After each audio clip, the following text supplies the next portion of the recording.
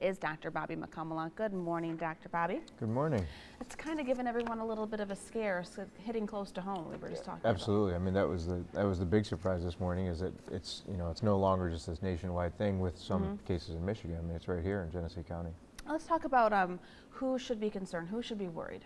Yeah. So right now. basically, if you haven't gotten any sort of injection either into your joint or your back for chronic pain, like steroid injections that those people do, you don't have anything to worry about. I mean, even if your neighbor, God forbid, came down with this, it's not something that you're going to be exposed to. It's not the kind of thing that shuts down schools or anything like that. The only people at risk are the people that got those sort of injections.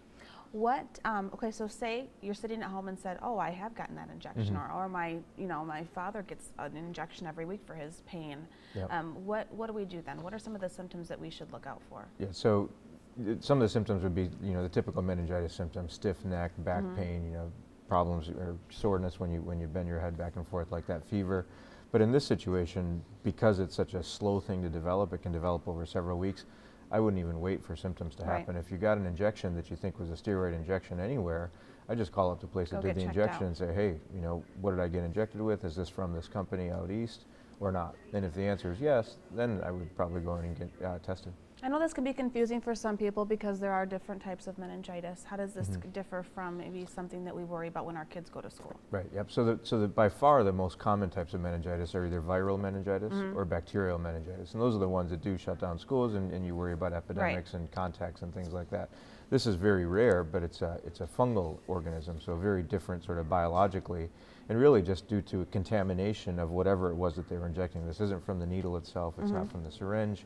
It's from the actual liquid that's being injected, which is the steroid that was manufactured at this pharmacy out east. It was kind of scary for me because I was reading and I saw the word epidural, and clearly, I have a decision to make soon. Right. And I had just asked you if pregnant women have to be concerned, and you said no. Not at all, because what they would be injecting is not going to be a steroid. Right? It's for pregnancy or childbirth. It's actually more pain control. So it's nothing that you have to worry about, because it's not the same stuff that they're putting in as what came from this pharmacy out east. So bottom line, if there's a fear, if there's a concern. Right, if you've gotten a steroid injection anytime in the recent past at this facility locally or any of the ones in Michigan, then it's worth making a call to say, hey, the stuff I got injected with, did this come from this pharmacy out east or not? And everything still is under investigation as to how this all happened in the first place. I know there's about 13,000 or more. Exactly, yep. And it takes several weeks for it to develop. So I think that like you just said earlier, it's going to be something that we're going to hear more and more about these cases until it sort of peaks and then it starts to die down when people are out of risk. All right, Dr. Bobby, thank you so much. My pleasure. All right.